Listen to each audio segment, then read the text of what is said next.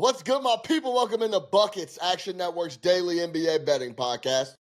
We're the Workshop Tuesday NBA slate. The regulars, J Money, Is Money, Sean Little here, recording live from our Tommy John studios. We got some big matchups on the slate at the Garden, MSG.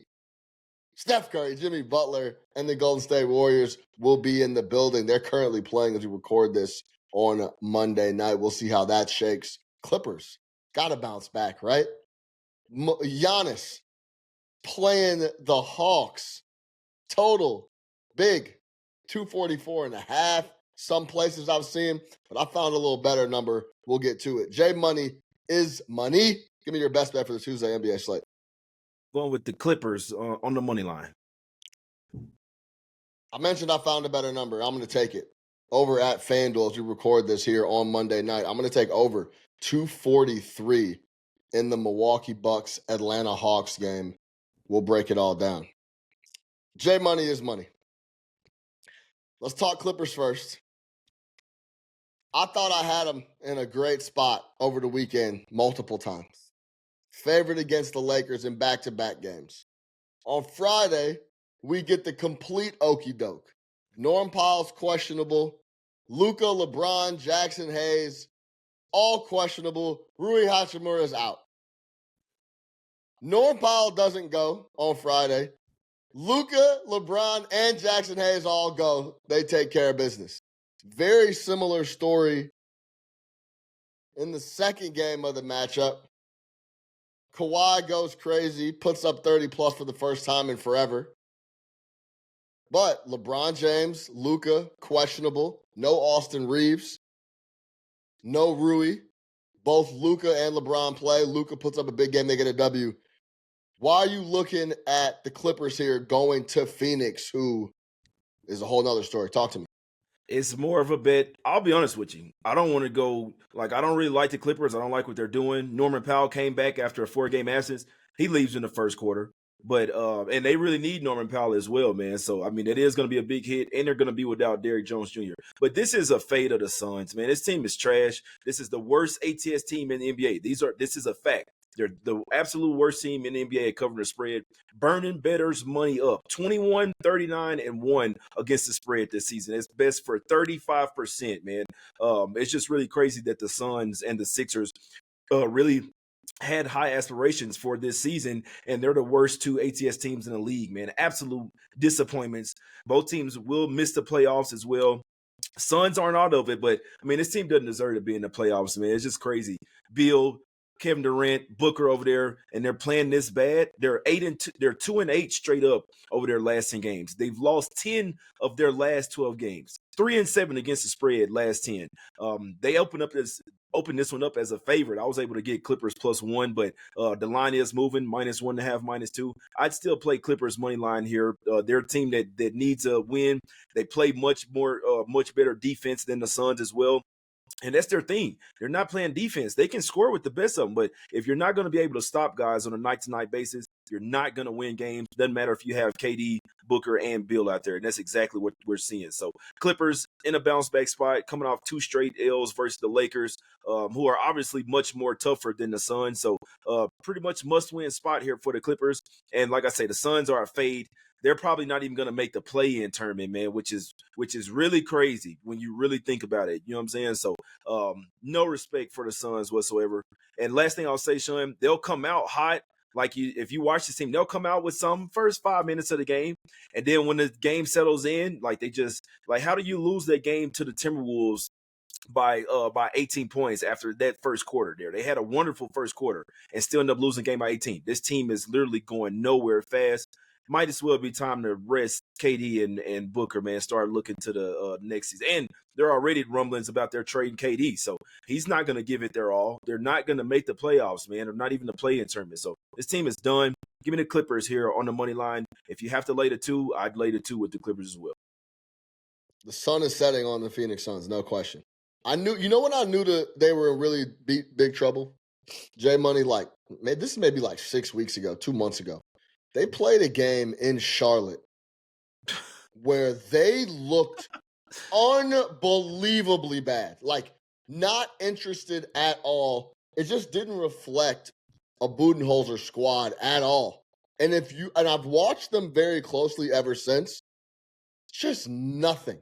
Nothing to them. Respect is the right word. They've lost 11 of 14. We all know, everybody in the world knows Anthony Edwards is going to be pissed off coming back after his 1-game suspension. The one guy you got to slow to keep up with Minnesota, he pours in 40+ on you. No resistance whatsoever. Kevin Durant asked about it, came out after the game, said, we didn't play up to our standards. We embarrassed the fans. We embarrassed ourselves the way we played. I want us to be better. I want to do a lot of shit. I want to meet Barack Obama, too.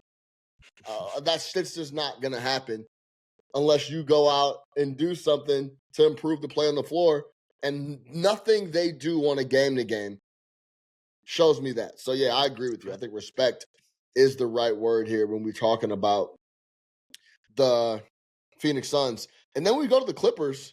The biggest thing for me, Kawhi Leonard is playing minutes. 30, 35. Yeah. He played 38 minutes versus the Lakers the other night. He looks about as healthy as he's going to be, at least in this span, right? You got to take Kawhi and health in doses. And right now, he's playing hard. He's playing big minutes. Clippers bounce back spot for a team that still has a lot to play for and is competing, potentially to make some noise in the West. So the Norm thing is tough, but yeah, I like this spot for the Clippers. Maybe even get a little this number. I'll tell the people at home. Me and Jay always talk before the show. Jay hit me around 6:37. He said, yo, give me the Clippers. It was +2 when he sent it to me. We get +1. And it was +1? Yeah. It's +1 when he initially said it. It's flipped all to like 2.5 points, depending on where you're looking at it here before we hopped on. So money moving, guys moving on the Clippers. I like that spot. All right, let's take a look at the total here. Best number on the board as we record this, 243 over in the Bucks-Hawks game at FanDuel. Really interesting spot. Something that caught my attention right off the bat, J Money, is Kyle Kuzma will most likely, he's doubtful on the injury report. This will be his first game missing since getting to Milwaukee, right ankle sprain. He's been playing really well for him, 15 points a game. He's been getting to the line, getting easy buckets. He's kind of seamlessly been fitting in to what they got going on in Milwaukee. So my initial thought, Jay, was as we record this, there's no props up. The Giannis numbers are going to have to be insane. I was digging in. Last time Giannis played without Kuz and, of course, Bobby Portis, he played 37 minutes, scored 20 on 21 shots, 11 boards, 7 dimes against the Memphis Grizzlies. And that was with Chris Middleton available, who scored 20. Hawks allow 51 points per game in the paint. That's 26th in the NBA. I expect Giannis to do whatever he wants in this game, and I believe that opens up a ton for Dame. I believe that opens up a ton for Gary Trent Jr. and everybody else over there in Milwaukee. AJ Green. I mean, there's a lot of different guys that I like waiting on some props for the Bucks that are going to backfill some of these vacant shots with Kuzma being off the floor. I've seen this number as high as 244.5. Now, last 10 games, Hawks #1 in pace, and they will be on a back-to-back. They are playing right now as we record this. I only see this game going one way. Wide open, Giannis getting to the cup and doing whatever he wants, and then getting guys like Gary Trent, who's coming off a 20-point game, involved. Dame should be able to do whatever he wants. Also, the numbers that Trae Young has put up against Milwaukee the last 5 games jump off the screen. He's been absolutely killing the Milwaukee Bucks. I don't think that changes as well. 5.5 is the number here in favor of the Milwaukee Bucks. That seems pretty sharp, but I think this game is played in the high 240s, potentially even low 250s. Just some of these numbers that the Atlanta Hawks have given up in their building have been staggering all year long. I like this game to go over 243.5. Get the best number you can in the market. Giannis PRA is going to be in the 50s somewhere. He might score 40 plus by himself. I don't. It's tough to take numbers with guys like Giannis and Jokic and Luka when they start touching PRAs of 55.5. But I expect Giannis to have a big game, and I would expect there to be value on AJ Green, Gary Trent Jr. here in this spot versus Atlanta with a lofty total. J Money, what do you think? Yeah, I'm not gonna lie, I don't have many thoughts on the total just because I didn't, I don't really play totals. But first off, the Hawks never gonna play an under. I'll tell you that for damn sure. I'm not looking at an under, so I definitely think. Playing any Hawks game towards an over is not a bad look right there. I didn't really look into any numbers into it, but I do know that the Hawks have played the Bucks like they give them everything that they can handle every single time they play. You look at the last 10 matchups; they split. Hawks are 5-5 versus the Bucks, and they're also 5-5 against the spread as well. So for whatever reason, they were able to give the Bucks fits their last few matchups. You look at the 3 matchups they faced this year as well. The Hawks have beaten them twice outright this year as well, man. So could just be one of those teams that match up really well with the Bucks, in my opinion, man. So I would be interested to see if the Bucks could get the job done and even up the season series. I do think that they obviously have the rest advantage. They are the better team. You have a matchup advantage, major matchup advantage with Giannis down low as well. And the Hawks are just like a sporadic type of team, man. You never know what you're gonna get from them. Great offensively, not the best defensively, and even on the offensive side, they can be pretty wild as well, which could lead to some turnovers. Bucks getting running and gunning. Definitely couldn't talk you off here. I feel like I would like Bucks team total over because I feel like them the main ones that's going to be putting up the points in this one. But any Hawks game, you never bet the under. So I definitely think you're on the right flow with the over in this one. For transparency, I printed over 243 even at FanDuel on Monday night, 9:15 p.m. Before we get out of here, J Money, let's talk about the Warriors and the Knicks. Do we know who's gonna play in the game, bro? Yeah. You know what they're gonna. I'm not gonna lie to you, bro. I'd need to see the injury report first. You know how they do it. Question like the Warriors are gonna list probably 3 or 4 guys questionable, man. So just keep an eye out for that. I don't really have much. Like they're gonna play with us with this game, bro. But I know what you're think thinking. So? I know. I'm not gonna get too started, but this is the NBA, bro. So. Sure. And just in all honesty, Steph did kind of he had tweaked his ankle in this game versus Charlotte. We're recording this the night before. He tweaked his ankle. Podziemski left the game, and we know that Jimmy Butler had back soreness and missed the game before this as well. So I'd expect to see I could almost bet you for sure you're going to see Steph questionable. You're going to see Podziemski either doubtful, questionable, something like that, and they may even throw up Jimmy Butler on there as well. Maybe even see Draymond Green on there as well. You're going to see 3 to 4 guys on the injury report for the Warriors. I would bet on that for sure. Yeah, it's an interesting spot because primetime TNT, Jimmy, I almost feel like sat the game prior to lead up to kind of this marquee matchup on Tuesday at the Garden. Make sure he's ready. But yeah, of course, you have to be. Sometimes we get put in a bad spot on podcasts and doing TV shows and stuff because we're forced to do things without knowing who's going to play and what they're going to do. Similarly to what happened over the weekend with the Lakers and the Clippers, with LeBron and Luka being questionable right up until tip.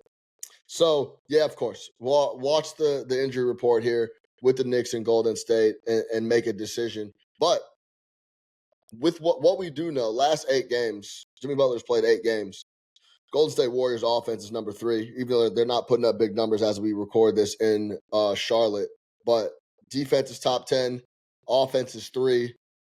The first sniff of a ball game we got without Jimmy Butler on the floor after he did come to Golden State,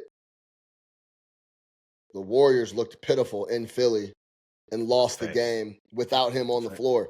He seems to have his hands all over the squad already, fully integrated, and has been helping out Steph Curry a lot. So yeah, like Jay Money said, keep your eyes peeled on the injury report. But I expect the number, I saw 3.5 earlier this evening. It's now up to 4.5 in favor of the New York Knicks. That's interesting in itself. One of the biggest things, you could have the same chains Jay Money has on right now if you've been fading the Knicks in the first quarter all year.